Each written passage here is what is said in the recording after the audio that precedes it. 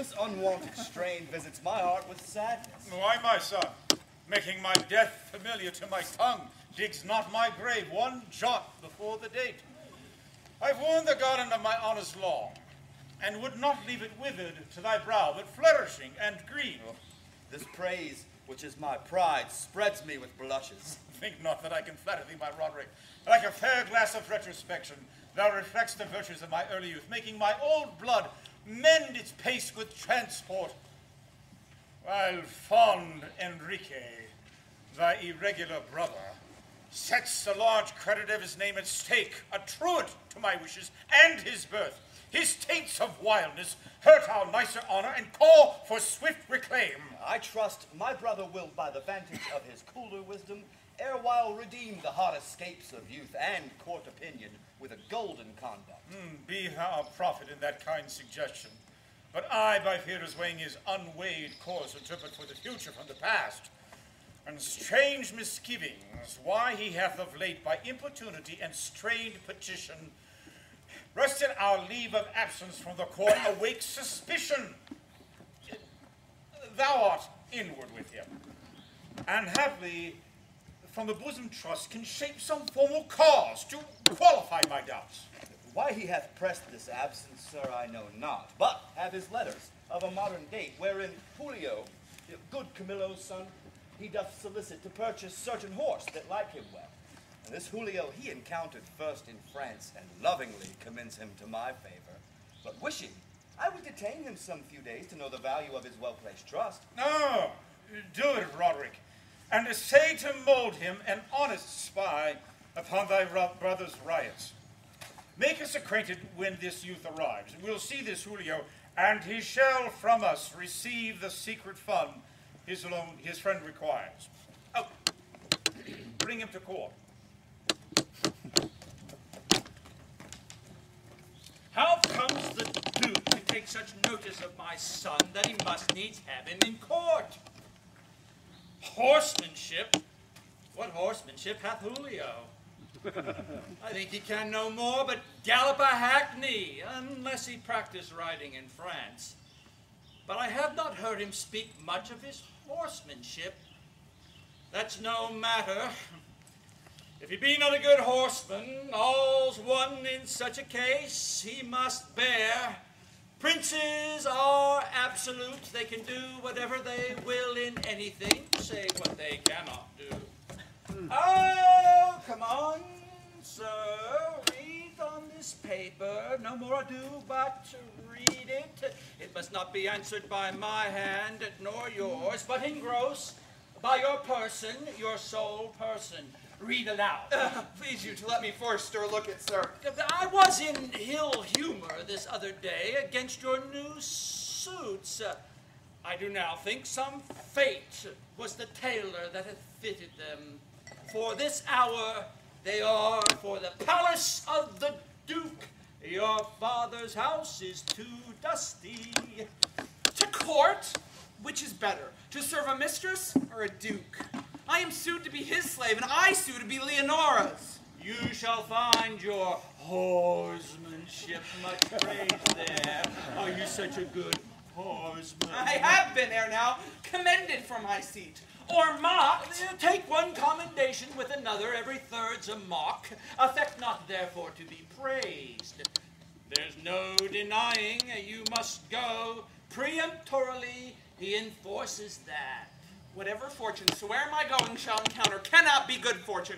Would I part with all unseasons any other goodness? You must needs go. He rather conjures than importunes. No moving of my love suit to him now.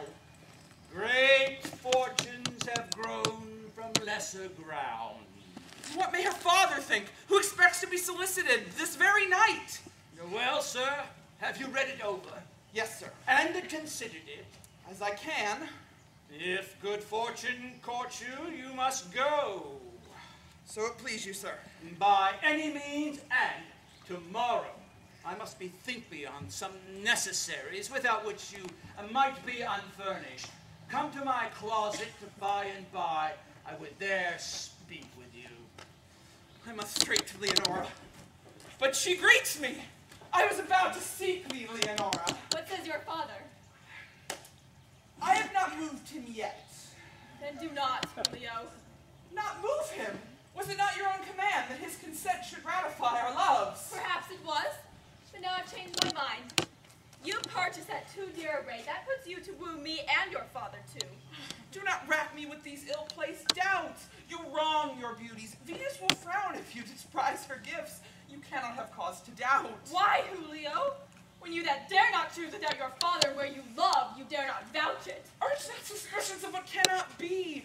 You deal unkindly, misbecomingly. I'm loath to say, oh, be patient, sweet. Patient?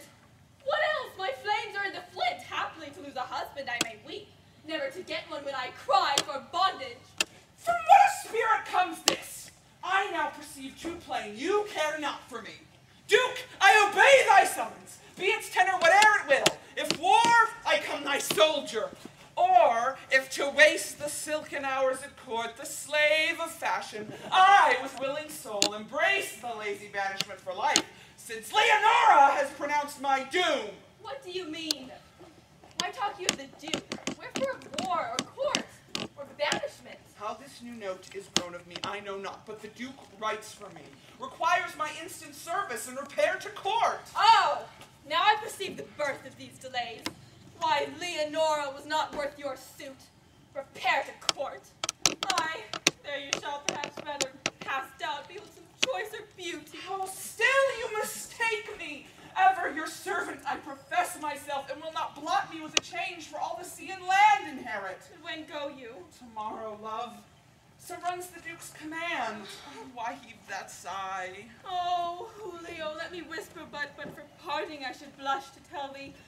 My heart beats thick with fears that the splendors of court should from thy breast banish my image.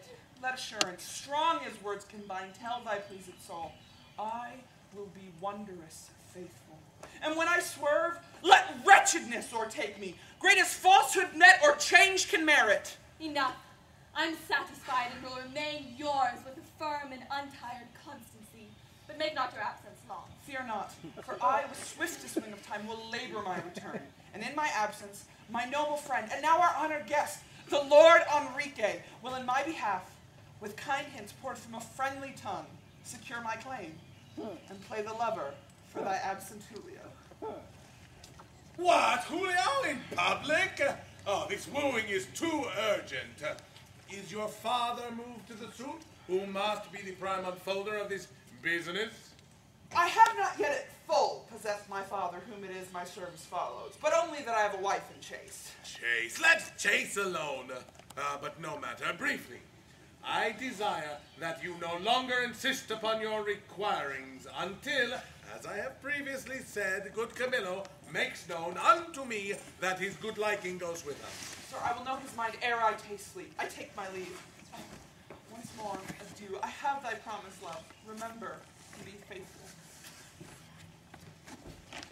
His father's disposition is as unsettled as it is wayward. If I did not think that young Julio were not mended by his mother's metal, I should be crazy to consent to this match. I could in this town find 20 men of more delicate choice.